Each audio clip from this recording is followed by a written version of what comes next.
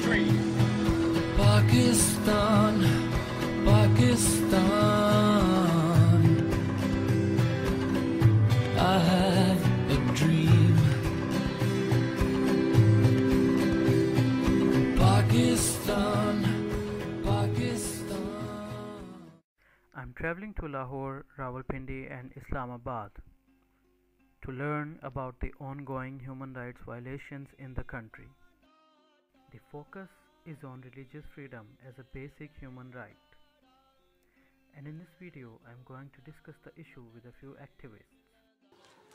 Well, see, Article 18 of the UDHR basically talks about the freedom of thought, expression, and religion. And I think it really depends. Like, when you're talking about curtailing of such freedoms, nobody can stop you from thinking or believing what you're thinking and believing, right? But it's only a matter of expression, I think, that is sometimes curtailed. And that too, it depends on what atmosphere you're speaking in. So if you're sitting at home and you're talking about different things, then I think you have the freedom to do that. But obviously with such extremist point of views and with so much polarization in Pakistani society, one has to be careful when expressing their thoughts. And I wouldn't say you have to be careful of what you say, but what you have to be careful is how you express it. So I think the how is important more than what over here, like anywhere else. Like, as long as you articulate your point well, but I think that becomes a challenge for a lot of people, and that is why a lot of people have suffered.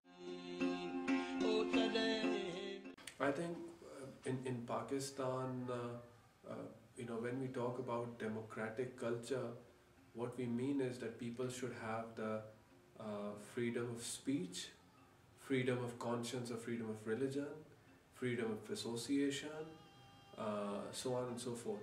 Unfortunately, although our country is signatory to the UN Charter, but in Pakistan we don't have, unfortunately, all those freedoms.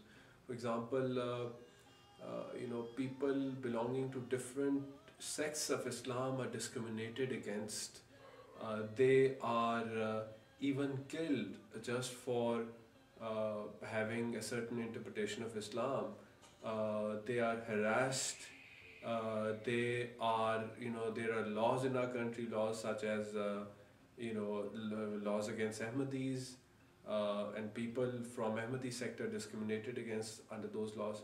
I think there are a lot of young activists like my colleagues at Khudi who are trying to develop a consensus in Pakistani society against such laws, such practices.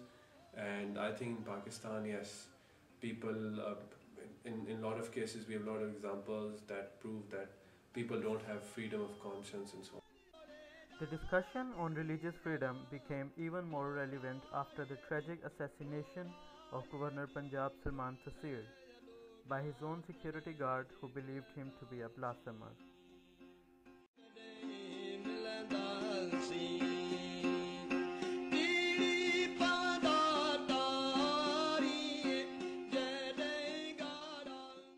For example, you've seen the assassination of Salmaan Taseer, which made headlines everywhere. Now, he never was blasphemous or anything, but maybe the way he said it came off as, not very acceptable to people. I'm not saying that he shouldn't have said the way he said, and I'm very proud of the stand he took in the rights of the minorities that he spoke about. But then again, you have to be very careful, especially after that event. After Salmaan Taseer's assassination, his assassination is very much condemnable, but the problem is the way that murderer Mumtaz Qadri was glorified. In this city you see his banners everywhere, and state was helpless because as I told you, no elected government can dare to do anything.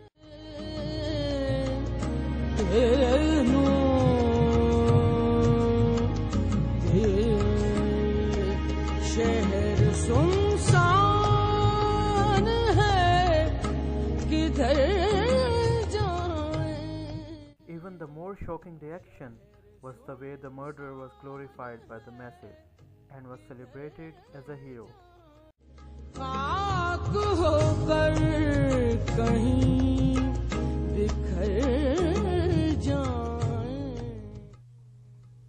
Several organizations rallied massively in his support, and shockingly again, these organizations used the US aid money that was given to them to lead anti-Taliban rallies back in 2009. जाएं, खाक होकर कहीं बिखर जाएं। शहर सुनसान है।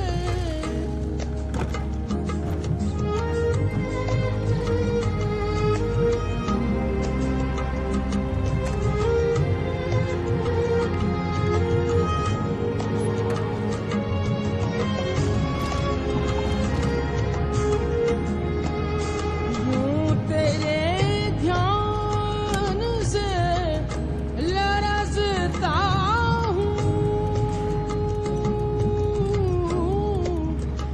यूं तेरे ध्यान से लरज़ता। Things didn't stop there, as the Minister for Minorities, Shehbaz Bhatti, shared the same fate and was also assassinated.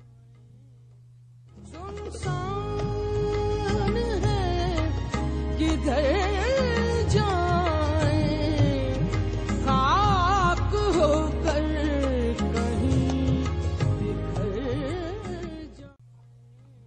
The target killings of Shias, Ahmadis, and others have become a routine matter.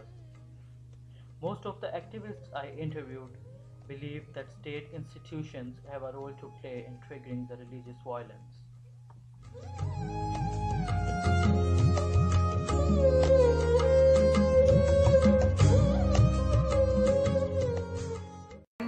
We were just holding these protests, and in the meantime Shehbaz Bhatti was killed. Then we started candlelight vigils for Shehbaz Bhattis.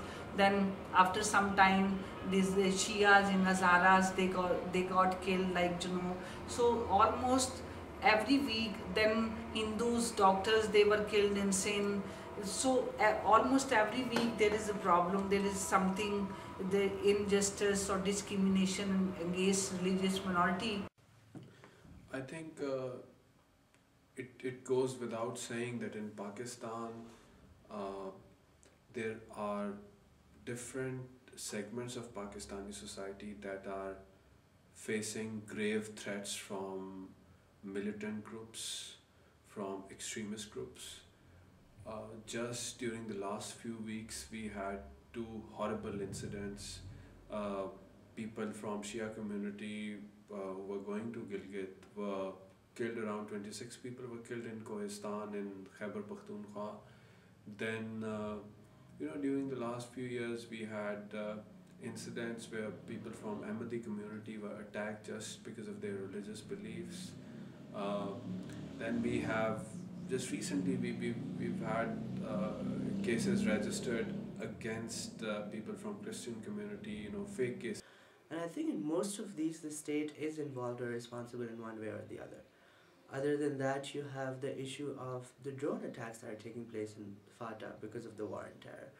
And regardless of who they're killing, the impact that the drones are having on day-to-day life at FATA and in Waziristan is horrible. It's horrendous. And that's one area I've been doing a lot of work in, a lot of research in. We've been investigating and interviewing people and victims of drone attacks. And almost the entire population that lives under the drones that fly over in the sky for 24 hours are severely, badly impacted psychologically. Same way, there's the same human rights abuses almost everywhere. Like, you have all these extremist organizations that are killing Shias, that are killing minorities, that are targeting Ahmadis. And all of these, in one way or the other, the government has a responsibility to stop these organizations, but they're not doing that. One organization is banned, the next day they come up with another name, and then there's no action taken against them. So I think the willingness on part of the government is missing.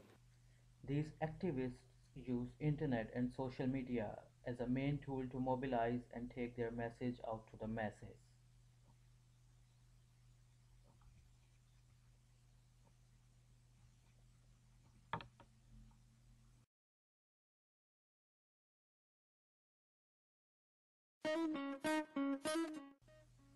There's a group of activists who have successfully reached out to the masses through the combination of music and social media. ਇੱਥੇ ਕਾਤਰੀ ਬਣਿਆ ਨਵਾਬੇ ਇੱਥੇ hero Ajmal ਕਸਾਬੇ ਮੁੱਲਾ ਨਸਿਆ ਵਿੱਚ ਹਿਜਾਬੇ ਇੱਥੇ ਅਬਦ ਸਲਾਮ ਨੂੰ ਪੁੱਛਦਾ ਹੀ ਕੋਈ ਨਹੀਂ ਏ ਮੇਰੀ ਮਾਂ ਨੇ ਪਕਾਏ ਆਲੂ ਅੰਡੇ ਮੈਂ ਨਹੀਂ ਖਾਣੇ ਮੈਨੂੰ ਲੱਗਦੇ ਨੇ ਗੰਦੇ The band Bagarat Brigade, literally the Shameless Brigade, have received hundreds of thousands of video views on YouTube alone. ਮੈਂ ਤੇ ਖਾਵਾਂਗਾ ਚਿਕਨ ਦੀ ਬੋਟੀ ਉਹਦੇ ਨਾਲ ਖਮੀਰ ਦੀ ਰੋਟੀ ਭਾਵੇਂ ਹੋ ਚਾਹੇ ਚਿਕਨ ਤੋਂ ਮਹਿੰਗੀ ਦਾਲ ਮੈਨੂੰ ਲੱਗਦੇ ਨੇ ਗੰਦੇ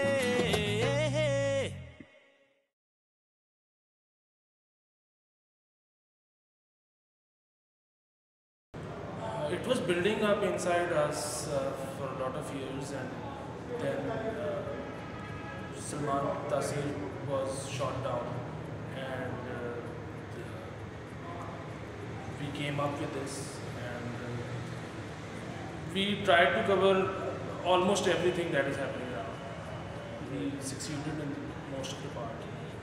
Missed a few things, but that we'll cover in the next song.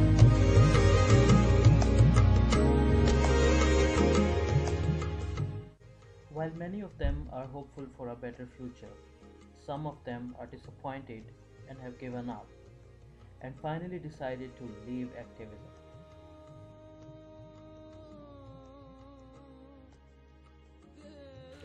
I used to be very active earlier before the assassination of Salman Taseer, but it was that point when I realized that what we're doing isn't really making an impact. It's basically because there are too many small pockets amongst the activists, and a lot of them don't get along with each other. There are other issues within activists in Pakistan. They're not organized properly. They don't really know how to take their cases up. And the turning point for me was when the vast majority celebrated Salman Taseer's death. Irrespective of whatever the guy has done, and whatever the allegations against him were, it is just unimaginable. It's impossible to expect that a significant portion of the country would celebrate a murder, a cold-blooded murder of a governor of the country. So I was personally very disappointed, close to devastated, and I stopped my online activism.